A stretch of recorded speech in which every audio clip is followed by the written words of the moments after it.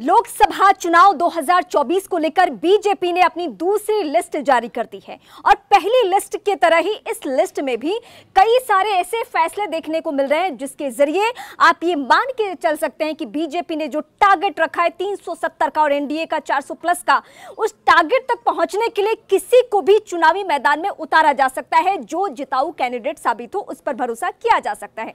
अब एक एक करके मैं बड़ी बातें बताऊंगी कि इन 72 सीटों में, इन 72 उम्मीदवारों में वो कौन कौन से ऐसे चेहरे हैं जिसको लेकर कम से कम आपने तो उम्मीद नहीं की थी कि इन चेहरों को चुनाव लड़वाया जा सकता है। मैं सबसे पहले केंद्रीय मंत्री पीयूष गोयल पे फोकस करती हूं। पीयूष गोयल अभी तक राज्यसभा के जरिए ही सांसद बनते थे, लेकिन यह पहली दफा होगा कि वो लोकसभा का चुनाव लड़ रहे हैं। हालांकि यह प्रयोग पहला नहीं है, इससे पहले रविशंकर प्रसाद को लेकर भी बिहार में इसी तरीके का प्रयोग हुआ था। बीते चुनाव में उन्हें भी पहली दफा, यानी राज्यसभा से वो भी सांसद बनते थे, लेकिन उन्हें भी चुनाव लड़वाया गया और क्योंकि जातीय समीकरण के लिहाज से उन्होंने वहां से अच्छी बढ़त के साथ जीत हासिल की। अब मैं आपको दो और महत्वपूर्ण बड़ी बातें बताऊंगी कि वो किस तरीके का प्रयोग है।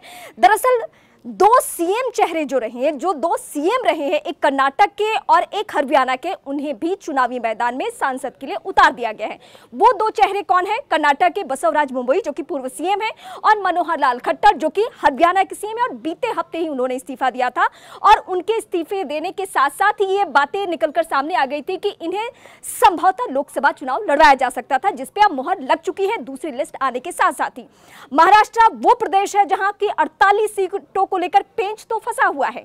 बीजेपी अभी भी इस कोशिश में है कि सहयोगी दलों के साथ गठबंधन उस तरीके से हो, लेकिन इस बीच 20 उम्मीदवारों की सूची वहां भी आ चुकी है, यानी बीजेपी वहां भी किसी की शर्त मानने के लिए तैयार नहीं। और यही वजह है कि 72 उम्मीदवारों में 20 चेहरे तो सिर्फ महाराष्ट्र के हैं। मैं उत्तराखंड पे भी जरा फोकस कर लूं। उत्तराखंड में भी अनिल बलूनी है, उनको भी वहां भेजा गया है और सीट पहली बार तो एक चुनाव लड़वाया जा रहा है। और उसके अलावा जिस क्षेत्र से बातें हैं उस क्षेत्र से चुनाव न लड़वाकर दूसरी जगह पे प्रयोग किया गया है। तो ये बीजेपी का जो एजेंडा रहा है और जिस तरीके से बीजेपी स्ट्रैटेजी अपनी रखती है, वो कहीं ना कहीं इस दूसरी लिस्ट के जरिए भी आपको देखने को मिल रहा है। दक्षिण भारत हो या फिर हिंदी पट्टी के राज्य, सब जगह इसी तरीके से कोई ना कोई प्रयोग किए गए हैं। और ये जितने भी नाम आपको देखने को मिल रहे हैं, ऐसा नहीं कि आनन फानन में तैयारियां हुई है। बीजेपी वो पार्टी है जो सालों साल, कहा जाता है कि हमेशा चुनाव के मूड में होती है और एक सीट पर कई लेयर्स के सर्वे किए जाते हैं, जिसमें एक आरएसएस का सर्वे होता है, जिसमें एक स्थानीय लेवल के जो लीडर्स होते हैं उनसे 1 to 1 यानी बूथ लेवल के कार्यकर्ता तक से फीडबैक लिया जाता है और 3 से 4 नाम की स्क्रूटनी होती है। और उसके बाद दिल्ली में कई लेयर्स के मंथन और मंथन के बाद फाइनल किया जाता है कि वो कौन से चेहरा होगा। अब देश की राजधानी दिल्ली पे जरा मैं फोकस कर लूं। 7 सीटें, 2014-19 का चुनाव परिणाम आप सभी के सामने। 7 की 7 सीटें बीजेपी के पास, लेकिन फिर भी चेहरे बदल दिए गए और सिर्फ मनोज तिवारी ही वो चेहरा है जिनको रिपीट किया गया। इसके अलावा जो 6 चेहरे हैं उनको पूरी तरीके से बदल दिया गया है। यानी दिल्ली में भले ही 7 सीटें बीजेपी ने हासिल कर लिया हो, लेकिन जो चेहरे थे उनको लेकर कहीं ना कहीं बीजेपी ने ये भांप लिया था एंटी इनकम्बेंसी है, या ये चेहरे उस तरीके से काम नहीं कर रहे हैं, या सरकार की, केंद्र सरकार की जो योजनाएं हैं वो धरातल पर लेकर नहीं पहुंच रहे, और इसकी वजह से बेधड़क उनका टिकट काटा गया। और ऐसा भी अन्य प्रदेशों में भी हमें देखने को मिला है, जहां पे कई सांसदों के टिकट काटे गए हैं।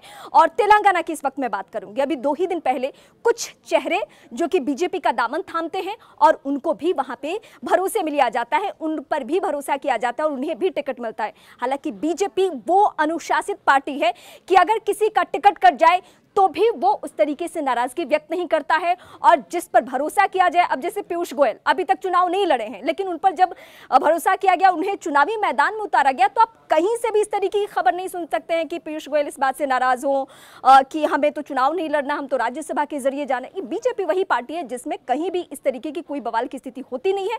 हाँ, जो पहली लिस्ट आई थी उसमें 2 हमें जरूर फेरबदल देखने को मिले थे और दोनों विवादित चेहरे थे। दरअसल एक बाराबंकी और एक आसनसोल की सीट को लेकर जो पेच फंसा था। दरअसल पवन सिंह को लेकर इतने ट्वीट्स हो गए थे, बात पीएमओ तक पहुंची और वहां से फीडबैक ये मिला कि अगर इतनी महिलाएं उनके खिलाफ में ट्वीट कर रही हैं और वो देश के प्रधानमंत्री से ये मांग कर रही हैं कि इस चेहरे को हटा दीजिए, तो पहली बार अंदर खाने की खबर सामने आई कि पवन सिंह को खुद बीजेपी की तरफ से बोला गया कि आप चुनाव वहां से नहीं लड़ सकते। तो ये बीजेपी की दूसरी लिस्ट के जरिए हम बात कर रहे हैं।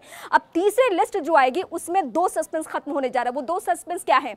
बिहार की सीटें और महाराष्ट्र की बची हुई सीटें। तो आगे भी मैं आपको बीजेपी की इस स्ट्रैटेजी से, लोकसभा चुनाव से जुड़ी स्ट्रैटेजी से अवगत कराते रहेंगे।